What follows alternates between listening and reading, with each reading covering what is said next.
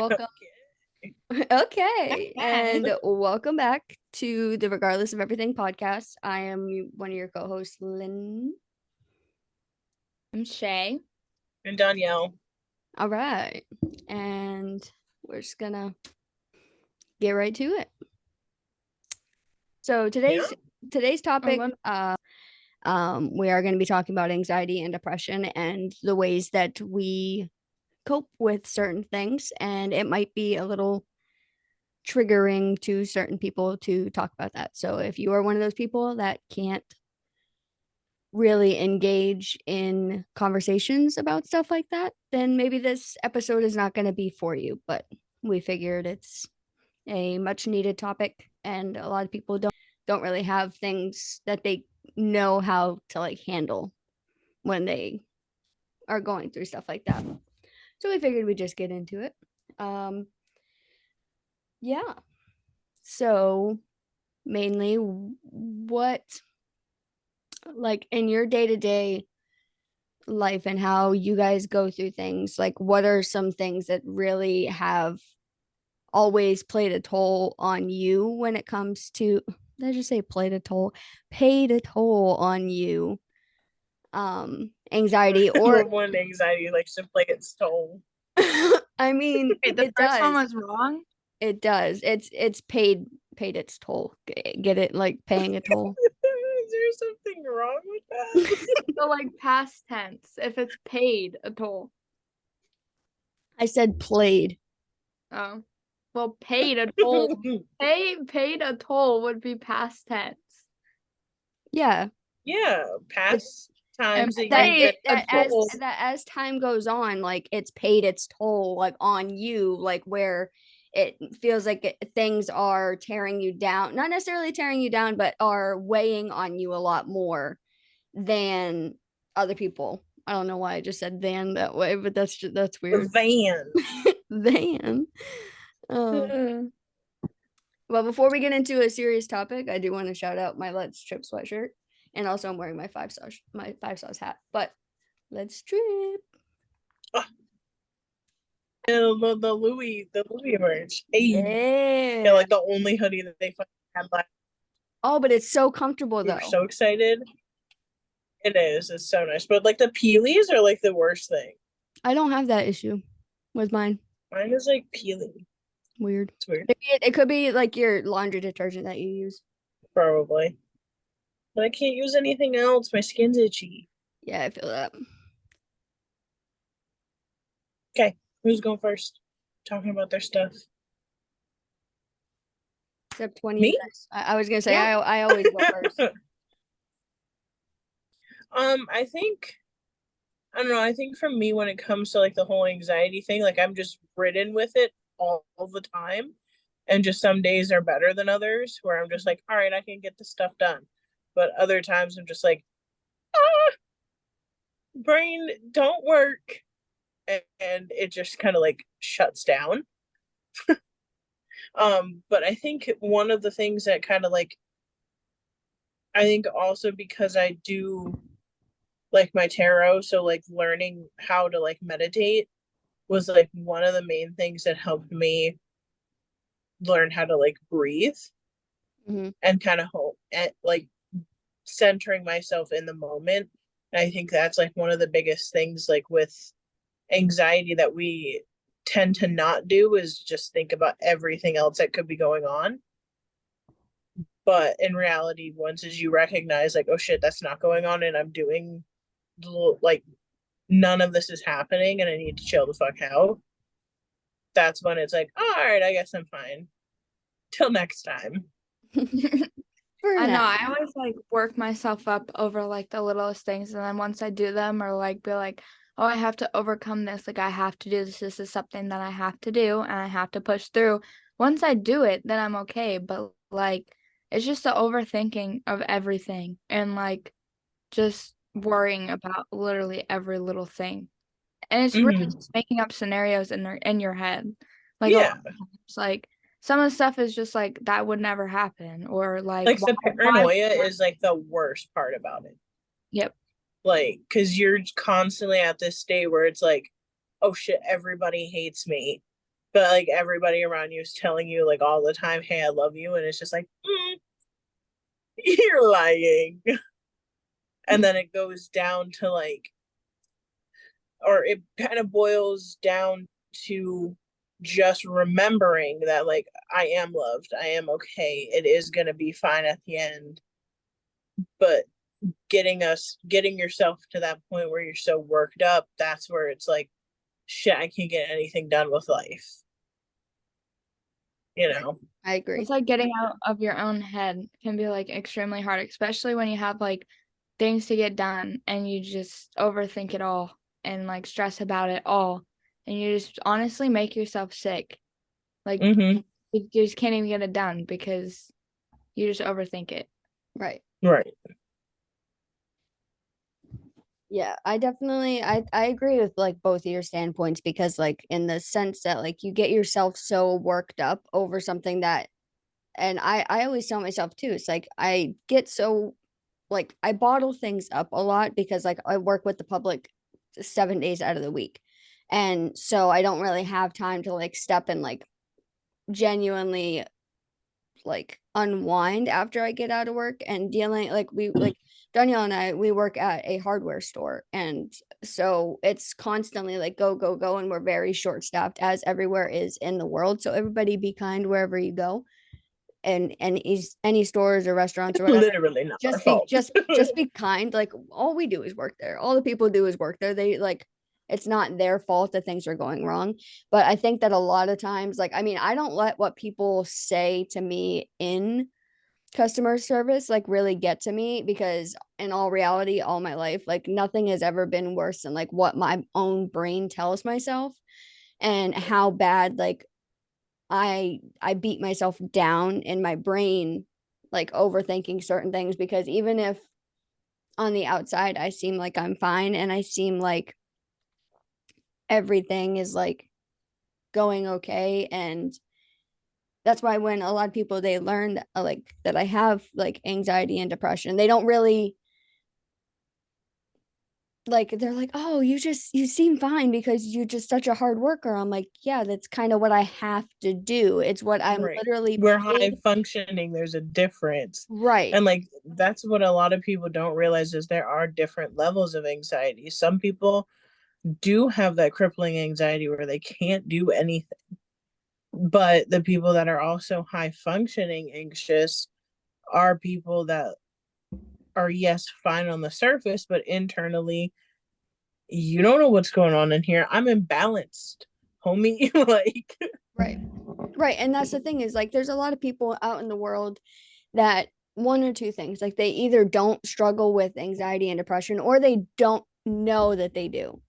yeah, Like they don't realize that, like there are some people that just don't have any anxieties, they don't have any depression, and or that they're not depressed. Like everybody has those moments in their lives where they do get overwhelmed and stuff like that, but there's so many people that just decide to not let that bother them, and it works. But then there's those people like us where like where like you can even hear like in my, like I'm trying like talking about it, like it's somehow getting like my anxiety like up there, and like so I have to keep catching my breath. I don't know what's going on. I'm fine. It's gonna be fine. It's fine. So well, that's like real, because like for the longest time I didn't even know some things, and I felt and like feelings and like worries, I didn't even realize that what that actually was or what it stemmed from. I just thought that like I would panic for no reason, that like it was just me, but like not realizing that everyone else struggles with it. Not everyone, but most people struggle with it too, and have similar struggles as I did. But I was not understanding for the longest time that like, oh, like pinpointing that's anxiety, and then trying to pinpoint what's anxiety and how to help yourself and what it stems from. Because I had to do that today. I was like, I didn't feel real for a minute, and I was like panicking, like why all of a sudden when I walk into a gas station I don't feel real? Like what is going on? Where did it stem from? What am I worrying about? What is going through my head? What happened before I got out of the car? Like walking through all the steps of why I'm starting to have like an anxiety attack, you know? Mm-hmm. Well, you're starting something so new to you that like one, you're going to be doing it for the rest of your life. You're going to be driving for the rest of your life. That's just what you do. When people that drive, they have their license forever. Even some people that should get their license taken away because they're 95 years old and they don't know how to drive anymore. But that's just how it goes. But Me and I talked about that today. You're taking on something that's like brand new to you. So it is overwhelming. I remember when I was in driver's ed, like, and I was driving with the instructor and everything like that. And I was comfortable driving because I had been driving like with my dad and stuff, like in his truck when I went down for the summers. But Allegedly. Allegedly. I mean, not driving when I was 11 years old. That's not that legal at all. But No. I was already comfortable with being behind the wheel, but for some reason, like it was the same feeling. Like, and we stopped at the gas station and then had to drive back and everything like that. Like, I also, it like was that feeling like not feeling real, even though, but like that anxiety of being like, why am I anxious when all I was doing was just this simple task? But it's the same thing at work when you're literally doing the same things you do every single day. And it's like, okay, so why all of a sudden today is this one thing really just Stressing. testing on me? Like that was how I was for a little bit today, like when I was at work, because everything was going fine, whatever. Like I was decorating some of the stuff for like the girls section and everything, trying to like merchandise things. And it's just normal stuff to like I do like every day. But for some reason, like towards the end of the day, and I mean, yeah, there was only like 3 of us closing because for some reason they decide to just let everybody work the mornings. That's just it. Like, don't really have much option for that. But like something building and something building. And I think that's like obviously what's happening here. Like I have to keep like like having to like remind yourself to breathe is like one of the hardest things about having anxiety, because it's like it's something that your body should just do. Right. But It's a when thing you have you're like, I'm breathing already, but like but not it's not Yeah. it's not the type of breathing that I need to be breathing right now to calm Yeah. down. And it's That's like, kind of like where the meditation like part came into, because like doing breath work is like one of the main things that would balance me out for like the entire week. That wasn't just something in the moment. Like if like how I did it was I would sit down and like do full breathing exercises and full breathing like meditations in a sense, and then I would feel a lot better because I would allow myself to feel the emotions that I refused myself to feel earlier in the week. Right. Like And a I lot think of everyone just like we block it out, and then it starts coming up to you and you're like, what is happening? And then you just remember everything that you shoved deep down inside to get rid of a week ago, and now here you are a week, 2 weeks, a month later, and you're like, oh my God, like it's all catching up to me. And then it's just like a whole breakdown, and it's like a repeat cycle. Yeah. And having that like not really having that balance to where you can like kind of like I have this issue where I never separate when I'm actually starting to bottle things up again and like where I should start releasing things, because it just kind of gets to the point where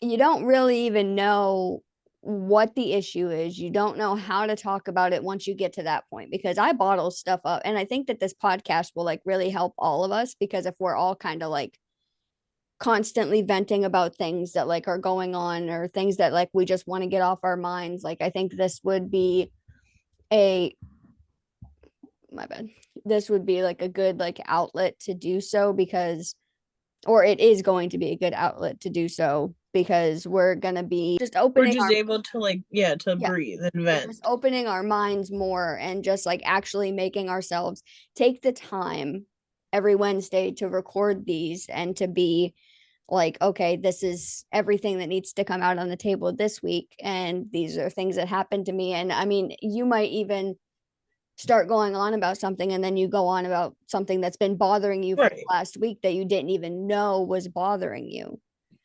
And so I think that is where it's like, it's been difficult for me forever, because I mean, there's a lot of things, like, as Danielle knows, because she works at this specific hardware store, not saying where, but where the certain things are just a lot to handle on a day-to-day basis. Like, I love working there, I'm not gonna lie, I do, but at the same time, it's so stressful in many ways that you just see repetitive.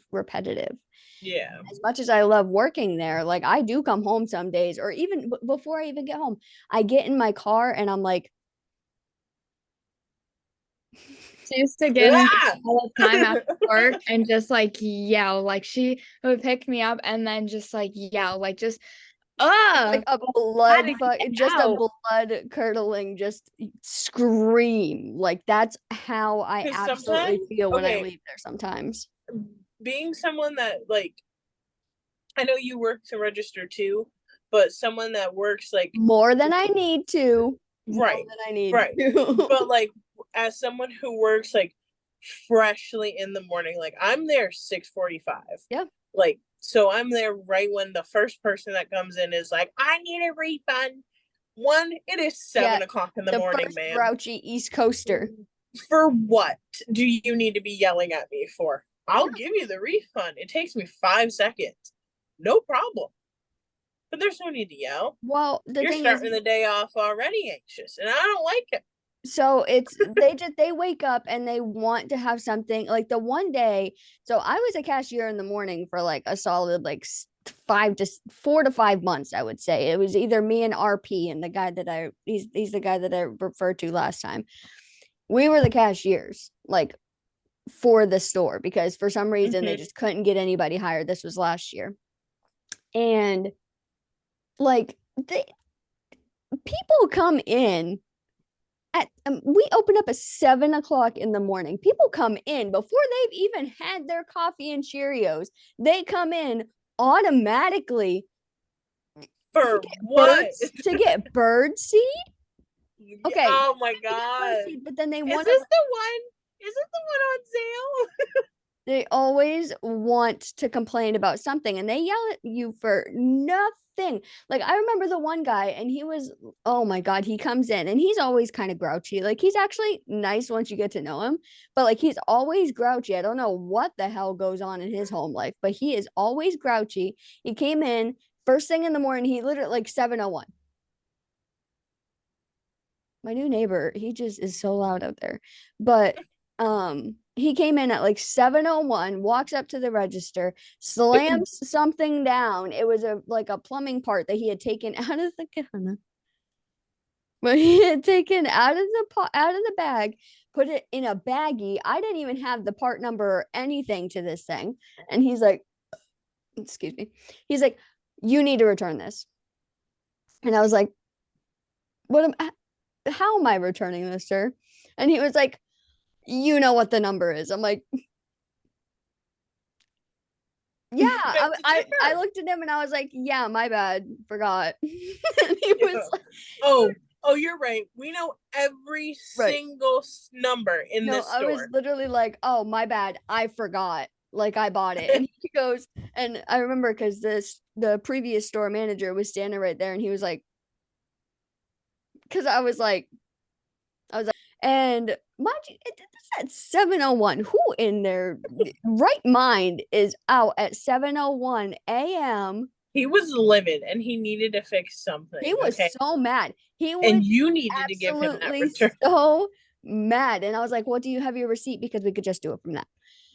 And he was like, no, I don't have my receipt. You should know. You sold it to me yesterday. And I was like, yesterday was yesterday, sir. I waited on hundreds. I love when they say that. Like, they're the only people that you bring out. And I was like, okay. And which I know this guy has rewards with our hardware store. He gets gold stars. He goes, well, it's not on my rewards. And I was like, well, why not? And he was like, because I don't use that, because they don't send the coupons to me. And I was like, Okay, so how do you expect me to do this return? He's like, you sold it to me yesterday, and he's like yelling at me. And then the previous manager, he comes up and he's like, what's going on here?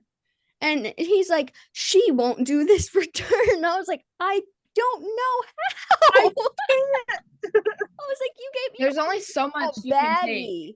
I was like, you brought it in a baggie, no numbers on it, no nothing. You could have even brought me up the ripped package and I would have known what to do with it. But Literally. you brought it in a plastic baggie from your house, not a single number on it. It's a little copper fitting, okay?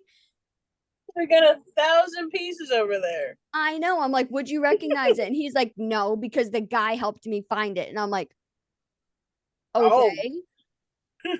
Oh my God. And I looked at him and I was like, it's 7:00 in the morning. There's no need to be this hostile. Literally the other day I was in there and this guy's like, well, can you help me with this? And I said, probably.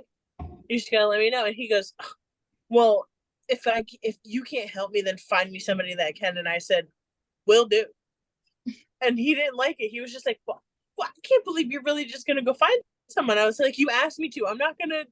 What do you want me to do here, sir? I literally just work here. Right. You're being honest though. If you can't help him find something, then you gonna help. You gonna find someone to help him. So why he mad? Hate hearing that when when they say, do you know somebody that can help? And I'm like, yeah, let me find somebody. They're like, you can't help me with this. And I'm like, no, clearly not. You asked me for somebody. You did not ask me for you didn't say, hey, can you help me? Right. Clarify. Get Sorry, your right.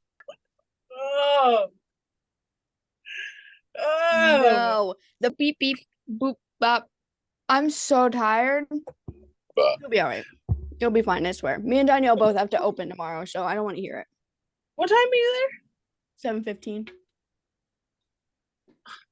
How do you guys wake up? Can we talk about that? How do we wake up? No, listen. I just kind of crawl out of bed like a little slug. Danielle barely is rolled out of bed by the time I pick her up in the mornings. Honestly, I get up and I'm just like, I text her like 15 minutes ahead of time. I'm like, you ready? She's like, yeah, getting my shoes on. And then she takes 20 minutes getting out of her freaking house. It's bad. And I'm like, Danielle, you literally were up before me. You know why? You know how I know that is because when I have to work at 7, okay, so where I'm going to pick her up because she has to be to work at 6:45. So usually I'll go in early and just pick her up early. Here's how I know that she just sits there on the end of her bed and is like, and here it is, because I wake up if I have to work at 7:00. This is very bad. Like this. If I have to work at 7:00, I get up at 6:30. Okay, 6:30. But when I go have to pick Danielle up, I have to pick her up before 6:45. Therefore, I'm still waking up at 6:30, getting dressed, taking my medicine, brushing my teeth, and getting my car warmed up so I could go pick Danielle up before 6:45. Mind you, with me waking up, getting out of this bed at 6:30, and I always text her when I first wake up. I'm like, hey, you ready? And then she's like, yeah, I'm ready, getting my shoes on. And then she literally takes 10 to 15 minutes when I pull around the neighborhood to her house to come get her. She takes like 10, 15 minutes coming out of that damn house. She's like, coming. And then 10 minutes later. I can't do it. Like when I get woken up in the morning or like I don't even hear my alarm. You are useless in the morning, Shayla. Absolutely zombified, bro. Zombified. No, I'll be woken up right and they're like, okay, I'll bring you in like 15-20 minutes. So you know what I do? I either fall back asleep or I get up, throw sweatpants on, a hoodie, make sure I have my stuff in my bag ready to go to work, and then I turn my fan back on and I lay back down and fall asleep until they're like, okay, let's go. And then I roll out of bed and I'm sitting there and I'm like, damn, I should have put my shoes on too, because now I'm gonna sit here and have to tie my shoes. Do it every time. What are you gonna do when you actually have to go work like at a 9-to-5 job? I won't. I'll be doing like overnights because I can do like nighttime. I'm awake at nighttime, but like you see this, I'm ready for bed.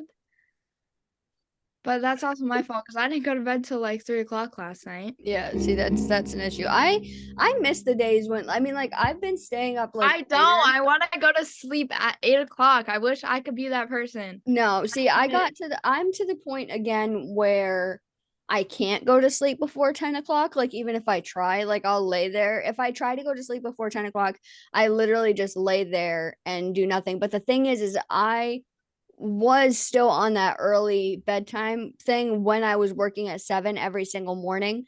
But then when they started to have me be the evening person most of my days, then it was pointless for me to like go to bed at 8:30 to get up at 6 o'clock because of me not having to work until like 10:30 or 11. Then I was tired by the time I went to work. So then I started to stay up a little bit later and still wake up. I like the latest I sleep in is like 8 o'clock, but it's like it's I miss like the early mornings because then you have the whole day to get everything done. Like, but with me staying up so late, like, I mean, me sleeping in is still 9 o'clock, but I feel like crap if I do sleep until 9 o'clock. But then I'm too tired if I wake up at 7 o'clock when I've gone to bed at like 11:30 or 12 or 1 or 2. I always tell myself if I go to bed at 12, then I can wake up at any time. Because I still count that. If I go to 12, I still technically get about 8 hours sleep. But like, why is 8 hours not enough for me? Why am I still so tired? I could get like drink too much coffee. That's why. I only drink 1 to 4 coffees. That's bad. But it's all before. I can't say anything though. I was bad at one point. I don't drink, but that's the thing is I don't drink like soda. I don't drink energy drinks. Right, but you drink coffee, and like I don't drink and coffee nearly. Right, drinking tea and have the same amount of energy. You're sipping on a Panera drink over there. It's literally like water. It's water and ice. Right, but it wasn't water and ice to begin with. Like those things, they have caffeine in them, and it's not an issue. It's the better version. Do you see my eyeballs? It's the better version of caffeine to drink. It's a better version of caffeine to drink, but you drinking that much caffeine, like that's why I don't let myself drink more than like 1 energy drink a day because I know I'm gonna have a soda when I come home. I've been trying to limit myself to just like this. I got a juice. Not even I've been trying to limit myself to just 1 caffeinated drink a day, and then like trying to do water for the rest of it. But yeah, it's hit or miss. I'm so bad, but I also think like I don't know, coffee doesn't really give me like I don't get like the crazy like energy effects with coffee than I do like if I were to drink a Red Bull. And I know it's still as bad, but I don't know. I really like coffee. Well, yeah. Well, that's the thing is like you drinking coffee, your body's so used to it. And that's why like it doesn't. I mean, I've gotten to the point where when I drink Red Bulls or energy drinks, like I drink them for the flavor. I don't drink them because they give me energy. I think it's also because like we're getting older. So like not to play the age. No, I know, but not to play the age thing. But it really does come into effect. Are old as fuck. Shut up. Shut up, you minor. Literally. It'll be your time soon. Don't you fucking And guess what? Guess what? We'll still be slaying. Yeah, hopefully. So we're not old, by the way, podcast viewers. Like, we're not actually old. I don't want people to think that we're old. You can guess how old we are, but we ain't gonna tell you. You're old. Not old. She's just fucking young. Okay. Yeah, you don't know how old I almost fucking picked this up, but it's empty. But you don't know how old she is either, but she is 8 years younger than I am. So that makes me seem old, but I'm not actually old. Wait, so you're only 1 year older than Kylie? Yeah. I'm a year and a half older than Kylie. I used to always tell her that when I was young, when we were younger. I'm like, I'm a year and a half older than you are. So watch this. I love your sister to death, always have, but she used to always be like, one of these days I'm gonna be older than you. Like that's the kind of kid she was. I'm gonna be older than you one day, so I can tell you what to do. I'm like, no, you won't. That's not how that works. Tell us that She's all gonna the watch this and time. she's gonna. Oh my god. Love you, Kylie. I really do, but I just had to put you on full blast with that one because you used to say that all the time when we were little. One day I'm gonna be older than you guys, so I could tell you what to do. That's okay. I used to one time my older sister, she was like, "Oh well, you have to share your candy with me because I'm older." And then I was like, I said something about germs. And she was like, "There's no germs in this. We have the same genes." And I was like, "Yeah, but we don't have the same skirt, so I can't share this with you." Well, the things like kids think of and like we think of as kids, like it's like so confusing. Like I watch my niece and my nephew grow up and I'm just like, was I really like this as a kid too? Like what goes through their brain? Like how are they even Nothing. It's white noise and like, then one thought pops in and they're like, "Do it." I think that with you growing up, because I obviously witnessed you growing up because I was always around you guys, you always were interested in the things that like she was doing. You're like, why are you doing that? What are you doing? Like that kind of thing. And I mean, as every little kid is, you were very curious of everything that everybody was doing. Like you always wanted to be wearing the same kind of stuff that Kylie was wearing.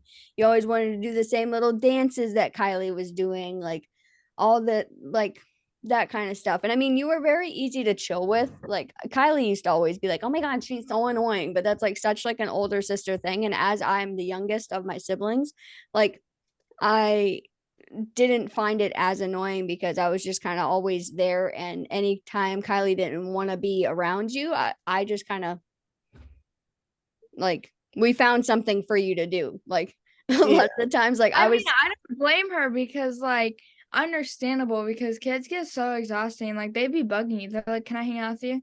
Can I do this? Can I touch?" But you weren't that bad. I mean, like you. I think it's just a sibling thing, though. Like, yeah.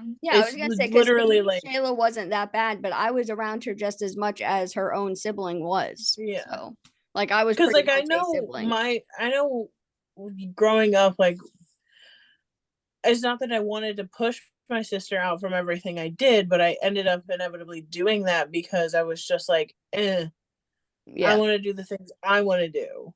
Yeah, but now like all I want to do is hang out with my sister and she's like, "Ew, no." Yeah. Well, I mean, like my sister did that to me. Like there was a time period where I to my sister was apparently the most annoying child that there ever was. And all I was, we lived in a trailer. They always say though. Yeah, we lived in a trailer out in the middle of nowhere. I literally couldn't go and do anything. She could have her friends over. One of my main friends wasn't allowed to like actually come over to the house because it was too far away from their house.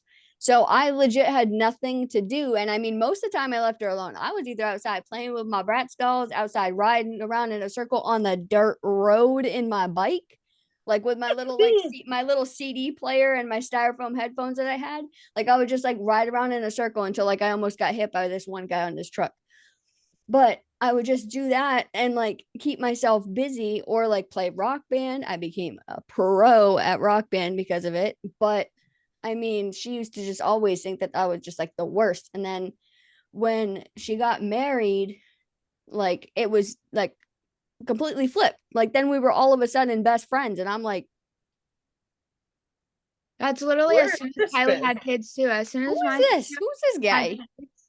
As soon as she has kids, we were like besties. Like we were like unstoppable. Like now we're literally best friends. We hang out, we talk every day. We barely ever fight. Like we're always hanging out. But like what happens before that? Like what tricks teenage years. It's because all three of you are Leos. You, her, and your mom. My dad's a Leo too. Yeah. Makes sense. Yeah. But I'm actually like People probably think like I'm drugged up because like I really cannot keep my eyes open. I have really big eyes too, and I just cannot keep them open. It's okay. I can't do it. I'm so tired. Why do I look stoned? Coming back into it, we are always sober. None of us use any sort of anything. You sure about that? I'm convinced about Shayla right now, but she's just tired, I promise. Only pharmaceuticals. Exactly. True that. True. No, I actually back onto the topic. It's because genuinely how I know and why I'm so tired is because this morning I woke up with a burst of energy. Then I went driving, but before I went driving, I had like a full-blown anxiety attack before I even went driving. And then I went driving for 2 hours, had a mini anxiety attack on my break in this random gas station in the middle of nowhere because we were just driving for so long, and I had a mini panic attack doing that because like I was just so tired, like my body was starting to hurt, like I was like pushing it, like I was tired.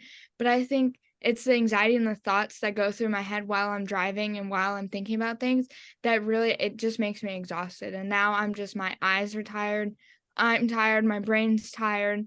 I overthink so many things today that I didn't need to overthink, and it's honestly like mentally exhausting when you just worry and overthink everything. It takes a toll on you. So I promise I'm not doing anything dumb or drugs or anything. You just it kind of looks some like anxiety. I'm so tired. That's all. Yeah, and that's fair. That's completely fair. I mean, like, yeah. So yeah. Back onto the main topic that we were talking about, like,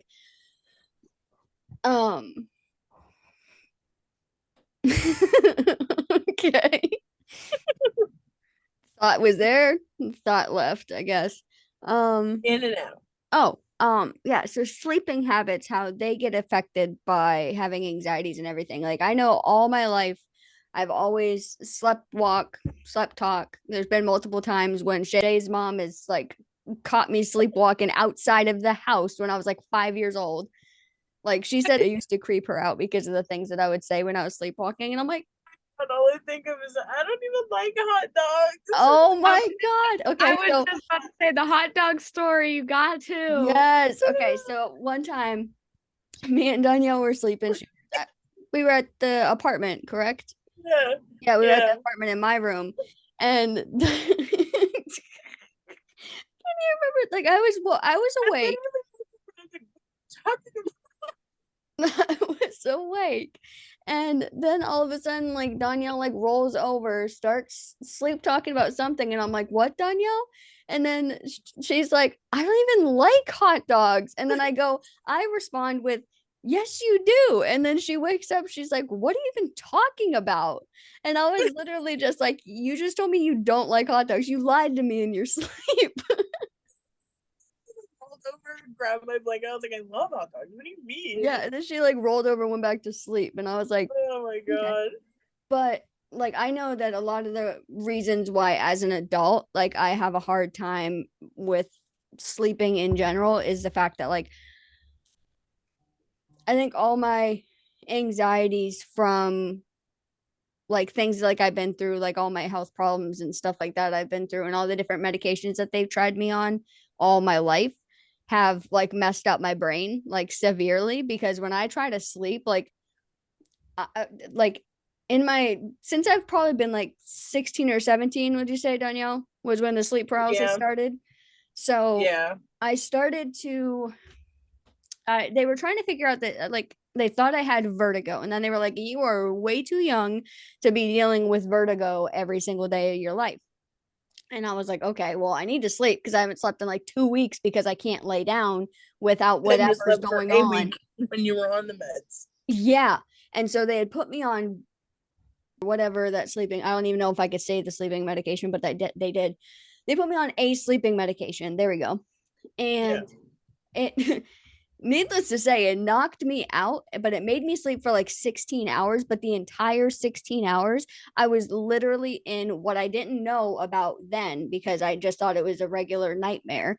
But I was dealing with a sleep paralysis nightmare. And so what's happened ever since then, like, mind you, that was a long time ago, but every once in a while, I notice that when I am either bottling up a lot or I am just overthinking too much and not actually landing on my thoughts, that it puts a toll on me when I'm going to sleep and I will get stuck. Which, as everybody that deals with sleep paralysis knows, like, you're just stuck in that most terrifying, like, version of whatever dream or nightmare. It could start out as a dream. Like, normally for me, it usually starts out fine. Like, it starts out as my normal, like, vivid, like, just going about my day-to-day thing. It's usually somewhere in my house that it happens. I think the last one that it happened, me and Danielle were at a hotel, but it was the hotel that we stayed at when we went to go see Five Sauce. And so that's why, like, I recognized it, because you know how there's that, like, corner. Mm-hmm. That's what was going on in the last one. Is like, we were getting ready to lay down to go to bed, getting ready for the concert the next day, and then all of a sudden, like, you're gone, you're not on the bed anymore, like laying down right next to me. And then all of a sudden I'm on my side looking at this, like, so there was like a mirror and then a corner, and here's the door right here, and it was like a sliding door. And then coming around, because like the sliding door pulls open, and then coming around, there's just like something coming at me, and I can never like determine what exactly it is, but the face is like really weird and like all like not necessarily indented, but like has a lot of like features, like definition to it, like where it's like almost skin and bones, but like all creepy and scary. And it has like these blue eyes for some reason. Blue eyes, which, but it's like that. so weird. And then it usually just like crawls either on the wall or crawls directly at me. And I'm just like sitting there. I'm like laying there. You can't do anything. You think you're screaming, but in all reality, it's like coming out as just like muddled noise, like as though their like hand over your mouth, you know? Yeah. And you feel like I always, anytime I wake up from sleep paralysis, like I always feel like my shoulders literally feel like I slept with cinder blocks on them, and that I was trying to like lift the cinder blocks off, because right here, because when you're dealing with sleep paralysis, hopefully I don't fucking trigger it again because of talking about it, because I try not to talk about it, but like you're trying so hard to sit up, to roll over, to stand up, to scream, and nothing is coming out. You're not able to move. In the dream, in the nightmare, you're just looking at whatever the scary thing is coming at you. And like a lot of people, they say they have a specific one. I've only seen this one that has like blue eyes like a few times in my sleep paralysis. Normally it's like something either freaky that like I saw that day, and it just like was like, hey, let me just come and terrify you like a normal nightmare would, but you're like stuck in it. And then when you wake up, you feel like you literally haven't slept at all. You wake up and you're in a panic attack. And a lot of the times, because like obviously like I sleep alone, that when it happens, like you don't even know how to reach out to anybody. Like it's not like I can call one of you guys and be like, hey, like this just happened, like I need to walk you through it, because the more that you talk about it right then, the more that it scares you, and the more that you're like, oh God, I can never go to sleep again. Yeah. And then the insomnia and everything else. Right. And so then like I think the last one was triggered by my insomnia coming back, because remember like 3 weeks ago where it was like almost like 2.5 weeks straight where like I didn't get more than an hour and a half to 2 hours of sleep every night, and I didn't know what was going on. Well, the last sleep paralysis dream that I had was only a couple nights ago. So I think that's what like triggered it. And it was like my brain was like, you need to fucking sleep because you're going crazy. Because if you get less than like 2 hours of sleep every single night, like your brain literally will start to make you go crazy. Like that's how I The felt. hallucinations. Oof. Yeah, it was I really remember bad. working at like Big Apple when my anxiety was really bad, like the time I had to go to the hospital and everything. And the insomnia was getting to the point where I was literally like you remember, I literally thought that you weren't real. I was like you and Yeah, you thought I was gonna kill you. yeah, and the same thing happened right after the fire. My anxiety got to the point where I wasn't sleeping. I was just up all night, and most of it was just simply that, the fact that I was literally dead set convinced that like everybody in my life was out to get me. And Yeah, because like I that, remember when you started to live with us, we would be yeah, talking in the kitchen, and you'd be like, "I'm totally convinced, like you're gonna kill me in my sleep." You or your mom. literally. Like, And I promise you, I'm Well, not. actually, you yeah, never know. she did. No, as I'm literally like trying to voice where my mindset was in that moment, Ashley's like, no, no, like don't worry, because like if I was gonna do it, I'd do it already. She was like, we have a lot of people in our family with boat marinas, and I was like, please stop, you're not helping the anxiety. And she's like, yeah, you're good. But like So I know blunt. that that's like another level of like the anxiety, in a sense where like you have that constant fear that something bad is going to happen to you. And I think like that's your body's way of trying to like preempt it, in a sense, when in reality you end up just scaring yourself Right. where you don't need to be, like I've never experienced like the sleep paralysis, but I've experienced like the insomnia part of anxiety, where I'll have like a really bad nightmare, won't want to fall asleep, and then I'm up. And then like the next day, same cycle. Have a nightmare, don't want to fall back to sleep because I don't want to get back into it. And then, you're constantly at this thing where it's like, okay, well, now I'm getting no sleep or only a couple hours here and there. And then you kind of fall into that same cycle over and over again, and then trips up everything else. Like for me, it's the paranoia. I know, like with the whole thinking everybody was going to fucking kill me thing, that was because during that time we had lost someone really close to us. I was having my own mental illness stuff that I wasn't talking about properly with anybody.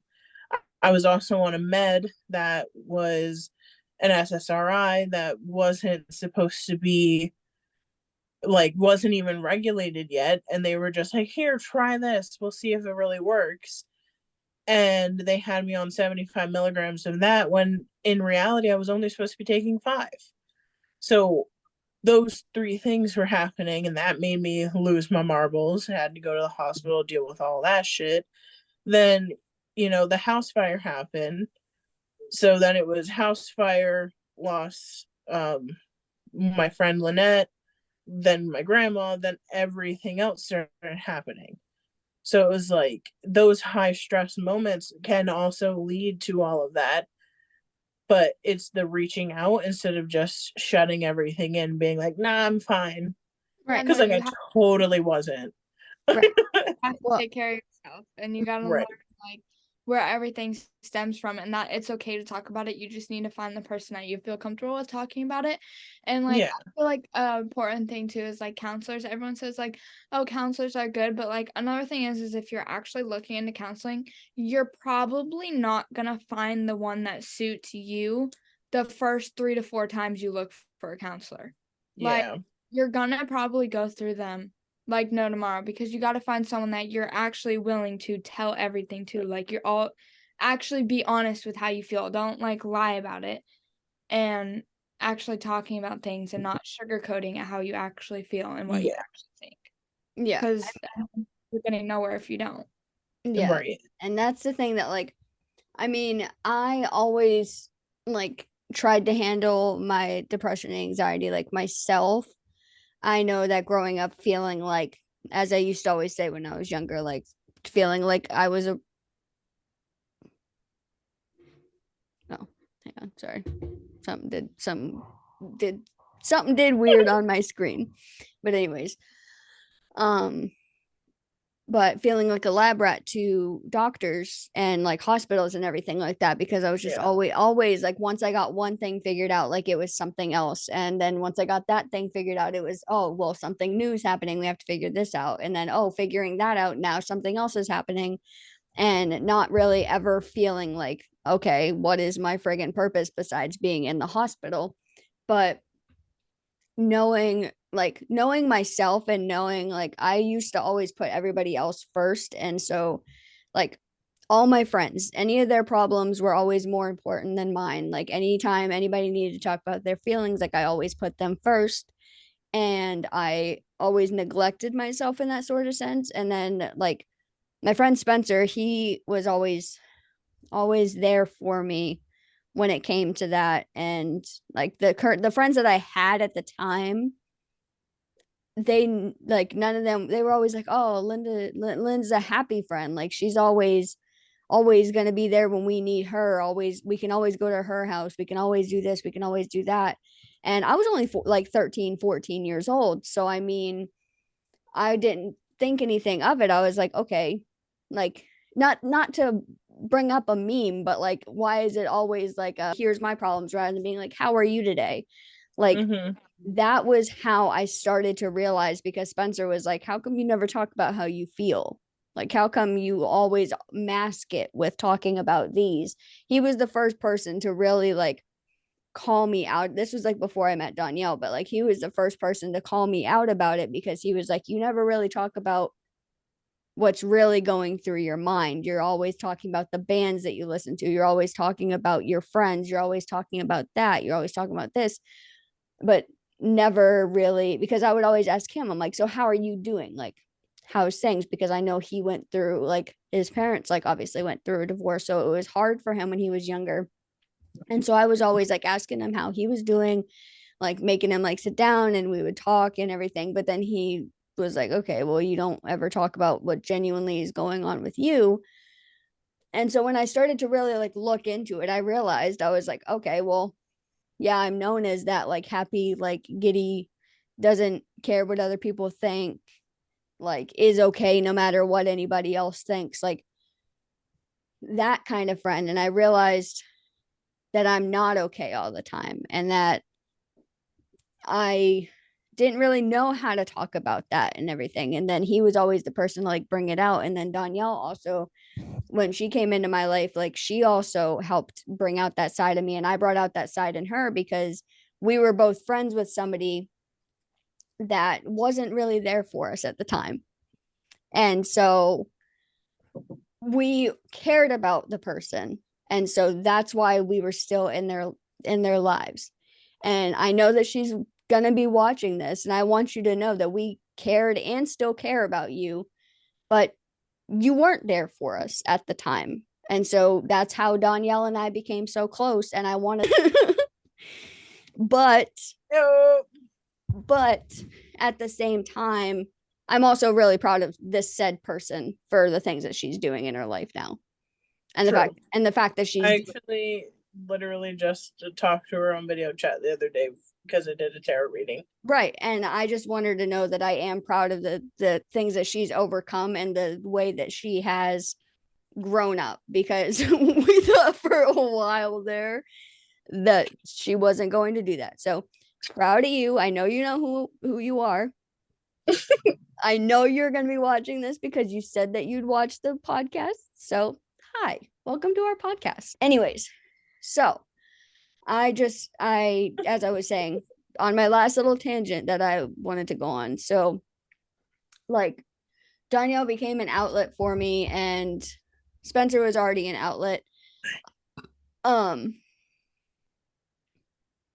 But anyways, like yeah, it's definitely, it's hard to find those people. And I mean, some people don't actually like have that to go on where like they can actually open up in the way that they need to. I mean, when I lost Spencer, that was the literally the most detrimental day in my entire 20 years at the time that I had been living. And to this day, I've still not experienced anything that's made my heart just fall out of my entire body ever since then. And so that was literally the moment I knew, because I know the first thought, and I'd had those thoughts before, but the first thought that came to my mind as soon as his mom told me those words was not a very good one. And it was just the fact that I just did not want to be here anymore. Mm-hmm. And that was the first moment. And I had never thought about going to counseling. I'd never thought about going to therapy or anything. I was like, I can handle it on my own. And I also have Spencer and I have Danielle. I have my people that can help me get through this and get me through anything, because I help them the way that they help me. But, and I love you, Danielle, but that moment of hearing that my Spencer was no longer with us, I was literally like, one, I don't even want to try anymore. I don't even want to go through anything. I don't want to be on this earth anymore.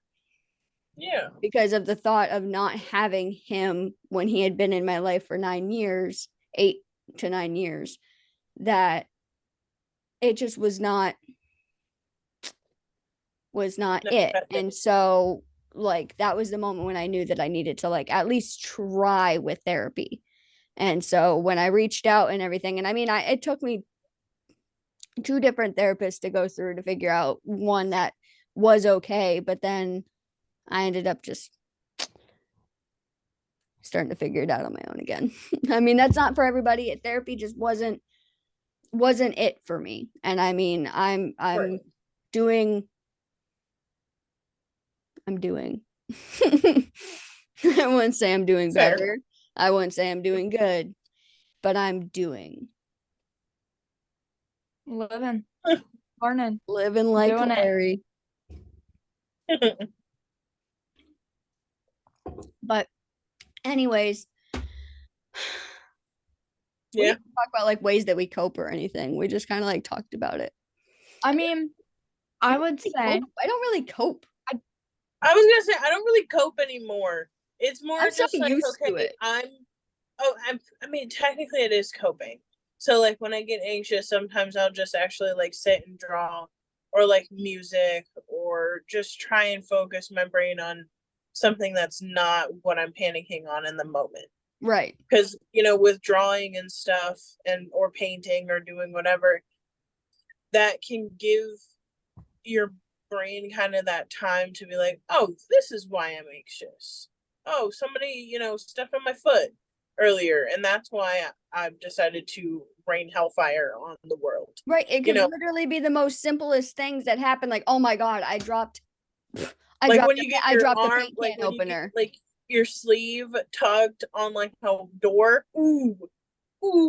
Nothing makes me more mad than when my apron at work gets caught on something when I'm walking by it, and not my apron, but the little mic wire. Yeah.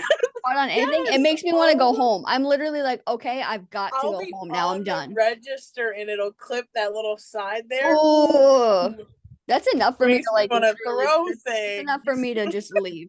That's enough for me to like walk away from what I'm doing. I don't care if I'm helping a customer or not. Like, it's enough for me to walk away. Oh my God. I don't think I cope, to be honest. I mean, I'm sure I do, but I don't have any coping like mechanisms that stand out. I just breathe. I just try and breathe and focus my attention somewhere else, or I will message like you, or I will call someone close to me, usually my best friend, and just kind of like be like, hey, talk to me, like, what's going on, what are you doing, what did you do today, what did you eat yesterday, like, just talk. And it will usually snap me out of it. Like, most of the times I see myself getting out of it, but I'm not really sure how I did that, you know? Right. You just kind of like get over it. And that's like I hate the term. I hate the term get over it, but I mean, it's what I tell myself whenever I'm going about things. I'm like, all right, I'll get over it. I'll be fine. You need to get over it, you know? She'll be mint. Come on. She'll be mint. She'll be mint. Oh, I was walking up to the dooryard, Gotta go park my car in the dooryard. We're gonna get like slandered for fucking talking like manners, bro. Yeah. Probably gonna have to cut this too so they don't come for us. So yeah. But yeah, this has been good. It's been a good episode 2, and we can't wait for episode 3. Yay! So we'll have this video posted, or we will be posting this on Saturday, and next week we'll have another vlog out. Super excited for the things that we got planned. Hell yeah. Thank you for everybody that's watched this episode, and I'm super glad that my mic's actually working this time, because that was extremely embarrassing to go back and realize that my mic was not working the entire podcast last time. So it's all right. I love that. I love my co-host and not telling me that my mic's it didn't sound any different. I think it was because you were so close. Well, okay, I will say this. So it didn't sound different until the end of the video. Whenever we were done, I was like, hold on, there's a slight change. I like when I moved my mic over here. Yeah, I could see that, where like you could think that, but now like you know that, like, obviously when I'm talking this close, like it sounds a lot different than when I'm talking back here. Yeah. Oh my god, that's so good. But yeah. All right. But yeah. All right. This is everybody has a good night. Yes. We hope that you have a great day, and thank you for coming in, watching our podcast episode 2. So episode 2 of the Regardless of Everything podcast, and soon to come more adventures of us. More adventures. But we out. Okay, bye. Yeah. Bye.